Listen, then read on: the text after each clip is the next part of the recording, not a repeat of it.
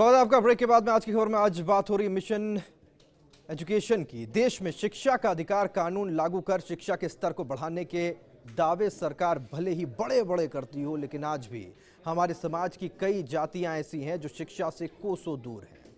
भारत सरकार के मानव संसाधन मंत्रालय द्वारा राजस्थान में करवाए जा रहे सर्वे में चौंकाने वाले आंकड़े सामने आ रहे हैं। सच कहें तो आंकड़े चौंकाते कम और निराश ज्यादा करते हैं। प्रदेश की घुमंतु जातियों के आर्थिक शैक्षणिक स्तर को जांचने और उनके बच्चों को शिक्षा से जोड़ने की जानकारी हासिल करने के लिए Indian council of social science research द्वारा एक सर्वे करवाया गया। जानने की कोशिश थी कि घुमंतु जातियां जैसे गडरिया लोहार, कंजर, बंजारे, नट, सांसी और सपेरे समाज के बच्चे शिक्षा के मंदिर में पहुंच भी रहे हैं या नहीं। ये सर्वे कोटा की स्वयंसेवी संस्था कोटा हेरिटेज और अरमान संस्था ने संयुक्त रूप से किया। राजस्थान के 20 से ज्यादा जिलों में किए गए इस सर्वे में सामने आया कि इन जातियों के ज्यादातर बच्चों को एक बार स्कूल तो पहुंचाया गया, लेकिन ड्रॉप आउट होने के बाद उनकी सुध नहीं ली गई। ऐसे में करीब 80% बच्चे आज भी ड्रॉप आउट हैं। वहीं 20% आंकड़ा ये भी सामने आया कि उनके परिवार के लोग इन बच्चों को स्कूल में भेजना ही नहीं चाहते। हमारे प्रयत्नों में कहीं ना कहीं एकीकरण नहीं हो रहा है। जैसे कि अगर हम शिक्षा के लेकर बात करें तो राइट टू एजुकेशन के तहत जब 25% कोटा की हम बात करते हैं, बिकॉज अरमान संस्था ने अभी तक 52 बच्चों को सरकारी स्कूल में नामांकन कराया। प्रदेश के सभी जिलों में करीब 2000 परिवारों पर यह सर्वे किया गया, जो पिछले साल सितंबर माह में शुरू हुआ, जिसमें अब तक करीब 20 जिलों का सर्वे किया जा चुका है। बाकी जिलों में सर्वे जारी है। सर्वे में यह भी सामने आया कि घुमंतु जातियों के परिवार कई बच्चों को अपने साथ गैर कानूनी धंधों में भी लगाए रखते हैं, जिससे इनको शिक्षा से वंचित रहना पड़ता है। उनके जो जाति है, उनके समुदाय है, उनको लेकर उनको चिन्हित किया जाता है, उनके नाम से बुलाया जाता है। जैसे लोहारिया है तो लोहारियों के दूसरे बच्चे उनको लोहारिया लोहारिया ए लोहारिया इस तरह से चिल्लाते हैं। घुमंतु जाति के बच्चों के शिक्षा से वंचित रहने की जो वजह सामने आ रही है, उसमें बड़ा कारण तो सरकार द्वारा शिक्षा के अधिकार के तहत कागजी कार्रवाई को माना जा रहा है। साथ ही इन जातियों की रूढ़िवादी सोच भी इन बच्चों के भविष्य के साथ खिलवाड़ कर रही है। कोटा से फर्स्ट इंडिया के लिए कैमरामैन मुकेश शाकीवाल के साथ शाकिर अली की रिपोर्ट। और कोटा से शाकिर मेरे सहयोगी जुड़ गए मेरे साथ, जरा जानकारी उनसे लेते हैं। शाकिर, ये जो सर्वे हुआ है ये सर पे पसीना लाने वाला है। एक पूरा तबका अगर एजुकेशन से दूर है, पढ़ाई से दूर है, कैसे पूरा होगा मिशन एजुकेशन? जी बिल्कुल राहुल, जिस तरह से शिक्षा का अधिकार कानून लागू कर दिया गया है और सभी स्कूलों को पाबंद कर दिया गया है कि 25% एडमिशन जो है वो प्राइवेट स्कूलों को भी लेने होंगे, लेकिन जब ये सर्वे के जो आंकड़े सामने आ रहे हैं, ये सर्वे भी पूरा नहीं हुआ है, 20 जिलों का सर्वे हो चुका है, उसमें साफ तौर पर इस तरह के आंकड़े सामने आ रहे हैं कि जो बच्चे ड्रॉप आउट हुए हैं उनको दोबारा से एडमिशन नहीं दिया गया या उनको संपर्क नहीं किया गया, वो दोबारा स्कूल नहीं पहुंचे।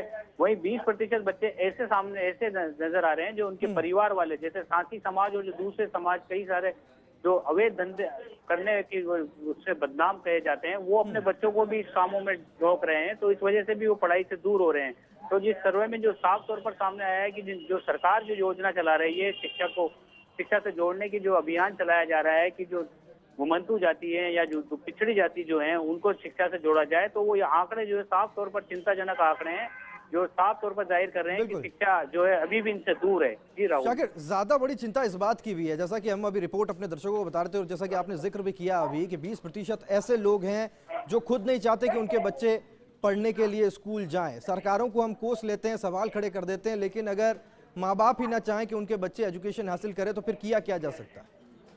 जी बिल्कुल राहुल, इस तरह का भी मामले सामने आए। इस सर्वे में ये भी साफ तौर पर जाहिर हुआ है, क्योंकि ये लोग बस्ती से थोड़ा दूर रहते हैं, शहर से थोड़ा सा दूर रहते हैं। कई बार इस तरह के अवैध धंधों के लिए भी इनको छुटकारा दिलाने के लिए सरकार प्रयास करती है, लेकिन जो इस तरह की जो इनकी पढ़ाई के लिए प्रति अगर परिवार की बात करें तो रूढ़िवादी सोच उनकी बनी हुई है। परंपरागत जो उनके धंधे चले आ रहे हैं वो उसी में उस परिवार को, बच्चों को भी झोंकना चाहते हैं। तो कहीं ना कहीं जागरूकता लानी होगी और एक मिशन दोबारा से इसको करना पड़ेगा, अवेयरनेस फैलानी होगी जातियों के बीच जाकर, इन लोगों के बीच जाकर की पढ़ाई जो है। बिल्कुल शाकिर, बहुत से काम है जो किए जाने और बहुत जरूरी है कि ऐसा किया जाए, कदम उठाए जाए, चूंकि एजुकेशन बहुत जरूरी है और ऐसा नहीं है कि कदम उठ नहीं रहे हैं, क्योंकि अगली खबर कदम बहुत आगे उठा रही है।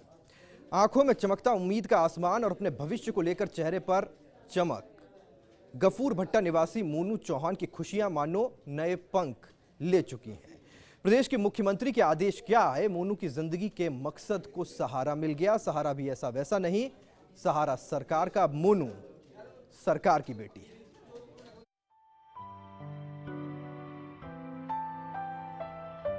पुलिस अधीक्षक बनने की तमन्ना दिल में लिए मोनू अपनी पारिवारिक स्थिति के चलते अपनी शिक्षा को लेकर भी आशंकित थी, लेकिन जिला कलेक्टर द्वारा गोद लिए जाने के बाद अब उसके हौसलों को नए पंख मिल गए हैं और अपने इस मिशन पर वो और भी अधिक जोश और जुनून से बढ़ना चाहती है।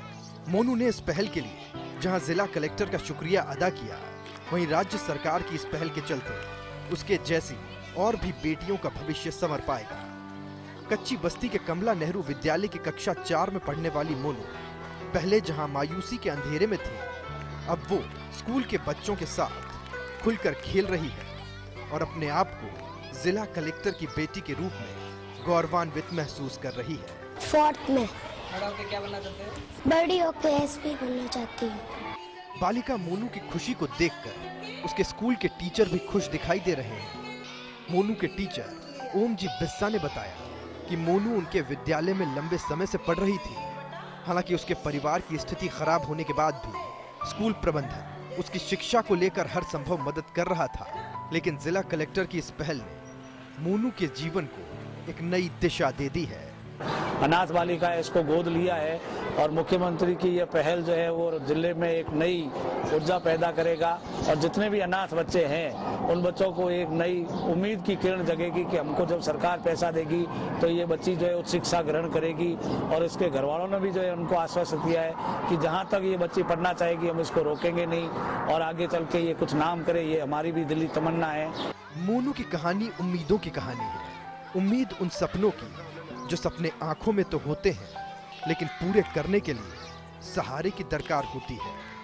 सरकार ने जो हाथ बढ़ाया है, अगर प्रदेश भर में ऐसा हो जाए तो न जाने कितनी मोनू जैसी बेटियों की जिंदगी बदल जाएगी। जैसलमेर से फर्स्ट इंडिया के लिए सूर्यवीर की रिपोर्ट। आगे बढ़ते हैं। अलवर जिले समेत पूरे प्रदेश में अब शिक्षा विभाग में कार्यरत शिक्षकों और कर्मचारियों को विवाह में दहेज नहीं लेने का घोषणा पत्र देना होगा। इस घोषणा पत्र पर पिता, ससुर और पत्नी के भी हस्ताक्षर करवाने होंगे। बड़ी मजेदार खबर है। जिला शिक्षा अधिकारी कार्यालय प्रथम ने इस आशय के आदेश सभी सरकारी विद्यालयों के संस्था प्रधानों को जारी कर दिए हैं। इसमें सभी विभागीय अधिकारियों, शिक्षकों और कर्मचारियों को यह घोषणा पत्र संस्था प्रधान को देना होगा कि उन्होंने विवाह में किसी प्रकार का दहेज नहीं लिया है। इस घोषणा पत्र पर पत्नी, पिता और ससुर के हस्ताक्षर कराना भी आवश्यक होगा। शिक्षा विभाग ने शपथ पत्र लेने के आदेश अब जारी कर दिए हैं, जबकि अन्य विभाग पहले ही घोषणा पत्र ले चुके हैं। शिक्षा विभाग की ओर से जारी ताजा आदेश में यह कहा गया है कि सभी संस्था प्रधानों को यह बताना होगा कि कितने कर्मचारियों ने यह घोषणा पत्र नहीं दिया है। अगर कोई कर्मचारी ये घोषणा पत्र नहीं देता है तो संस्था प्रधान ये सूचना जिला शिक्षा अधिकारी कार्यालय को देगा। अगर किसी कर्मचारी ने ये घोषणा पत्र नहीं दिया तो उसके खिलाफ विभागीय कार्रवाई की जाएगी। कि कोई भी सरकारी कर्मचारी अपने पुत्र और पुत्री की शादी करेगा तो न दहेज लेगा और न देगा। इस तरह से उसको निर्देशों की पालना करनी चाहिए और इस आशय का उससे शपथ पत्र भी देना चाहिए। चूँकि निर्देश मिले हैं विभाग की तरफ से, इस तरह के कोई आदेश अभी। तो चलिए, ये थी हमारी आज की खबर। फर्स्ट इंडिया पर खबरें जारी है। दीजिए इजाजत। नमस्कार।